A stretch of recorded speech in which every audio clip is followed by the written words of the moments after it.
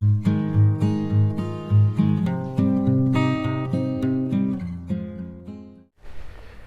Dear students, welcome to Kataria pharmacy. So students, कैसे हैं आप सब? आई होप सभी ठीक होंगे। तो आज के इस लेक्चर में हम स्टार्ट करने जा रहे हैं B pharma first semester human anatomy and physiology first. ये हमारा बी फार्मा फर्स्ट सेमेस्टर का पहला सब्जेक्ट है जिसके बारे में हम स्टडी करेंगे। तो आज का लेक्चर बहुत ही खास होने वाला है क्योंकि इसमें स्टडी के साथ साथ आगे जो भी सेमेस्टर में इंफॉर्मेशंस आने वाली हैं, सिलेबस रिलेटेड कितने सब्जेक्ट्स हैं, सब कुछ इस लेक्चर के अंदर हम डिस्कस करेंगे। और आज आप पहला लेक्चर हमारा अटेंड कर रहे हैं तो मैं आप सभी को ये बोलना चाहता हूँ कि आगे कंटिन्यू सभी जो टॉपिक्स हैं आपके इस सब्जेक्ट में वो आपको कवर होंगे। यूनिट वाइज हम चलेंगे, यूनिट के भी कुछ पार्ट्स अपलोड होंगे तो सभी आप देखना, प्लेलिस्ट में बना दूंगा, प्लेलिस्ट में आपको कंप्लीट मिल जाएगा। तो आज के इस लेक्चर में हम basically human anatomy and physiology के बारे में डिस्कस करेंगे। तो this is the subject of B pharma first semester human anatomy and physiology first. तो ये फर्स्ट है। इसके बाद सेकंड जो हमारी ह्यूमन एनाटॉमी एंड फिजियोलॉजी होगी वो सेकंड सेमेस्टर में हम स्टडी करेंगे। तो इसका ये पार्ट फर्स्ट होने वाला है। इसके अंदर हम स्टडी करेंगे, सिलेबस वाइज हम चलने वाले हैं।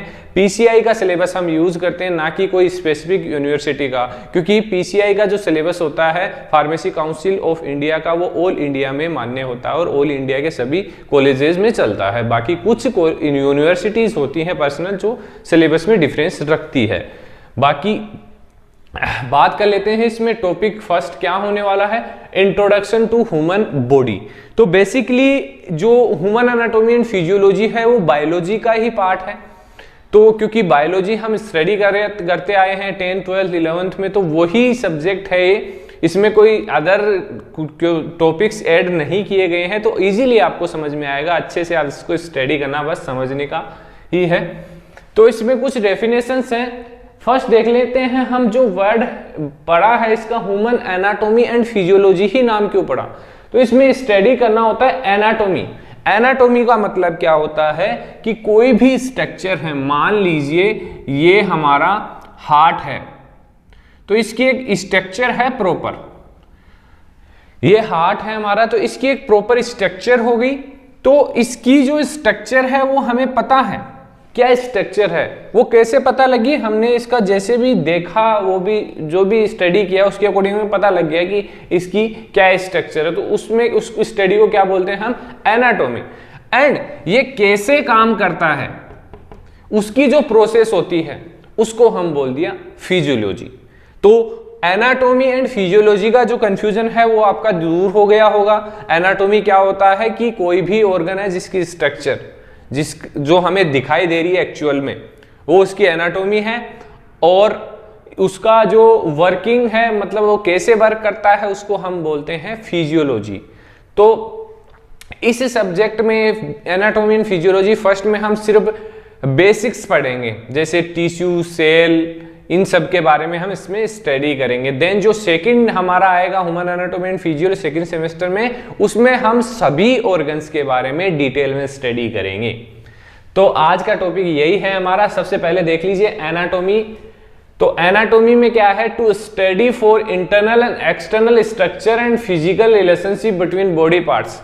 बॉडी पार्ट्स की इंटरनल एंड एक्सटर्नल जो स्ट्रक्चर्स है उसकी स्टडी करना ही हम उसको क्या बोलते हैं? एनाटॉमी। तो these are the definition of anatomy.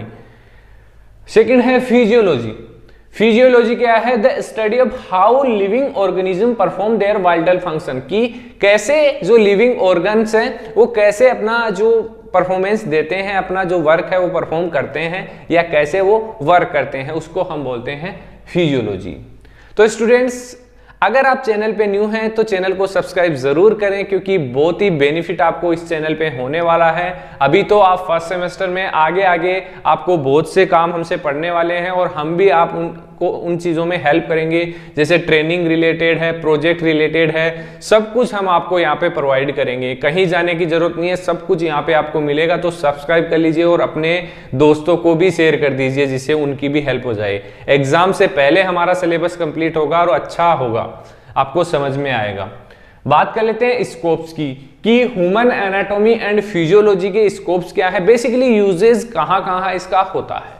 Human anatomy and physiology are the branch of biology, जो मैंने बताया है आपको इतनी देर वही यहाँ पर होगा, branch of biology that concern with form structure and function of human body, कि इसमें बेसिकली जो ह्यूमन ऑर्गन्स है उनकी स्ट्रक्चर एंड उनके फंक्शंस के बारे में बेसिकली स्टडी किया जाता है ह्यूमन एनाटॉमी एंड फिजियोलॉजी में।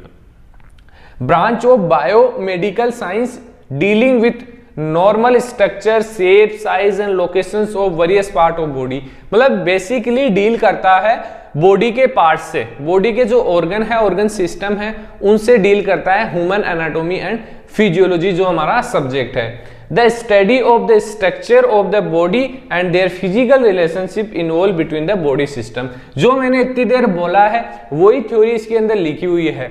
तो अगर आपको लगे कि मैं थ्योरी आपको कम बता रहा हूं या मेरे नोट्स में थ्योरी कम है, तो आप अपने माइंड से भी लिख सकते हैं। आपको अगर एनाटॉमी पता है, इसकी ये डेफिनेशन पता है, तो इसको आप 3 लाइन के बजाय 5 लाइन में भी आप लिख सकते हैं, तो वो आपके ऊपर डिपेंड करता है। मैं अगर यहाँ पे लिखने लग जाऊंगा तो आपको बोरिंग लगने लगेगा कि सर तो आप कितनी थ्योरी लिख दी है, समझ में नहीं आ रहा है। बस इसीलिए मैं यहाँ पे ज्यादा थ्योरी नहीं लिखता हूँ, मेरे नोट्स में ज्यादा थ्योरी आपको नहीं मिलेगी, इजी आपको लगेगा। अगर किसी स्टूडेंट्स को ऐसा लग रहा है कि नोट्स कम है तो आप अपने अकॉर्डिंग लिख सकते हैं उसको।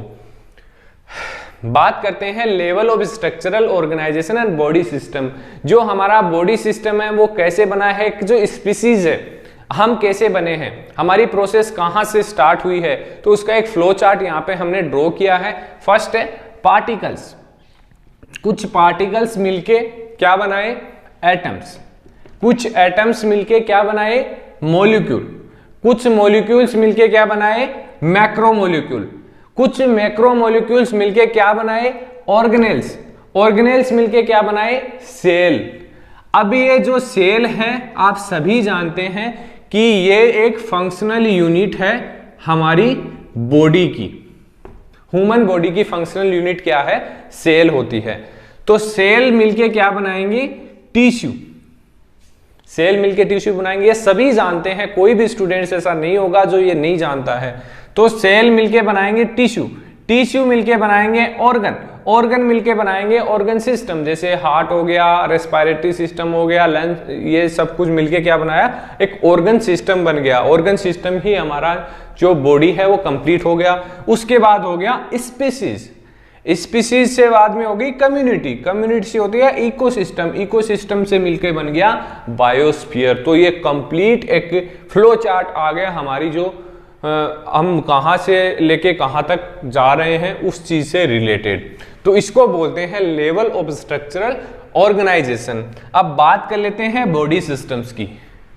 बॉडी सिस्टम के बारे में ज्यादा डीपली हमें इस सब्जेक्ट में नहीं जाना, नेक्स्ट जो ह्यूमन एनाटॉमी एंड फिजियोलॉजी है उसमें हम इसके बारे में डिस्कस करेंगे। तो बेसिकली कितने टाइप्स के बॉडी सिस्टम होते हैं उनके बारे में हम यहाँ पे बताएंगे आपको।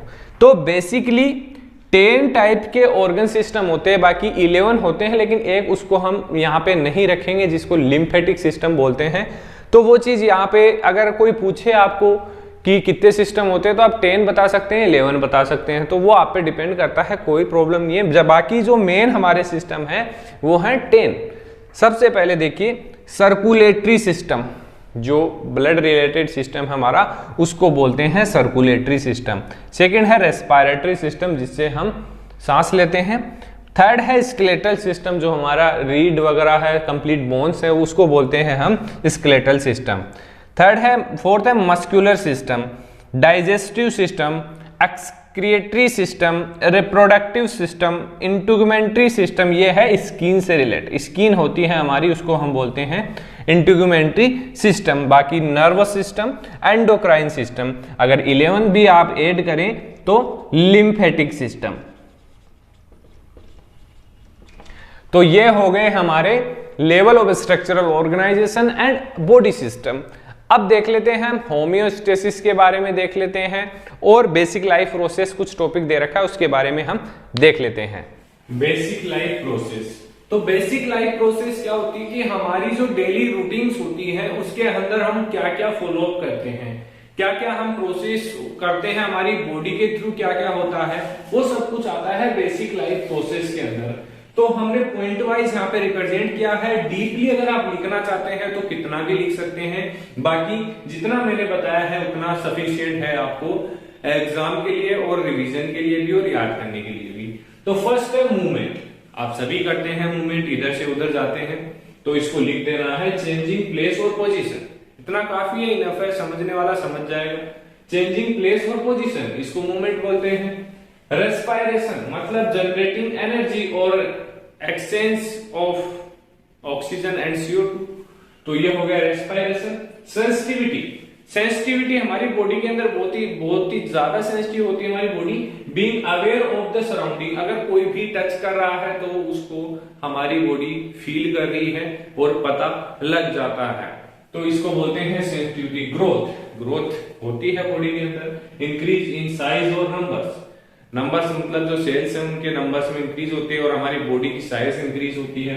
Reproduction, creating new individuals, new individuals को क्रिएट करने के लिए रिप्रोडक्शन होता है। Excretion, removal of waste product from body, excretion process होती है। न्यूट्रिशन, बॉडी को न्यूट्रिशनल रिक्वायरमेंट इससे पूरी होती है फूड के द्वारा। Obtaining food to build up the body, body को बिल्ड करने के लिए न्यूट्रिशन, जो फूड वगैरह लेते हैं उसको न्यूट्रिशन बोल दिया। रेगुलेशन, मेंटेन होम्योस्टेसिस, बॉडी अपना जो भी सिस्टम है उसको प्रॉपर मेंटेन करके रखती है। अगर कोई भी डिस्टरबेंस होता है बाय चांस तो डिजीज कोज होती है हमारी बॉडी के अंदर, मतलब बीमारी हो जाती है अगर कोई भी इम्बेलेंस होता है। तो बाकी हमारी बॉडी बैलेंसिंग कंडीशन में होती है। जो बैलेंस करने की प्रोसेस है उसको हम बोलते हैं होम्योस्टेसिस। तो होम्योस्टेसिस के बारे में भी हम डिस्कस कर लेते हैं। तो literally it means same state. Same state मतलब कि ये देखिए ये है, अब इसके ऊपर दोनों तरफ यहां 5 kg है, यहां 5 kg है, तो इन दोनों का जो लेवल है वो एक ही रहेगा। बैलेंसिंग कंडीशन इसको हम बोल सकते हैं। अगर थोड़ा भी इधर वेट 6 kg हुआ तो ये नीचे की ओर आ जाएगा और ये इम्बैलेंस हो जाएगा system.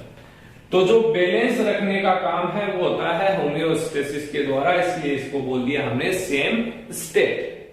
Refer to the process of keeping the internal body environment change, ability of organism to maintain. अब इस होम्योस्टेसिस की डेफिनेशन क्या होगी कि एक ऑर्गेनिज्म की एबिलिटी होती है अपने बॉडी फंक्शंस को रेगुलेट करने की, मेंटेन करने की, तो उसको हम बोलते हैं homeostasis. Ability of organism to maintain a relative stable internal environment involving continuous monitoring and regulating multiple parameters and coordinating the response to minimize the disturbance to organ, जिससे organs को कोई भी disturbance नहीं हो वर्किंग के अंदर। Example देखिए कौन कौन सी कंडीशंस है जो बेसिकली होम्योस्टेसिस के द्वारा मेंटेन की जाती है हमारी बॉडी के अंदर। Temperature, blood pH, blood sugar, water level, blood pressure. अब इनमें से किसी भी चीज में इम्बैलेंस होता है तो क्या कोज होती है बॉडी में? डिजीज, डिजीज कोज होती है, बीमारी कोज होती है। तो होम्योस्टेसिस का हमारे बॉडी के अंदर बहुत ही इंपॉर्टेंट रोल होता है।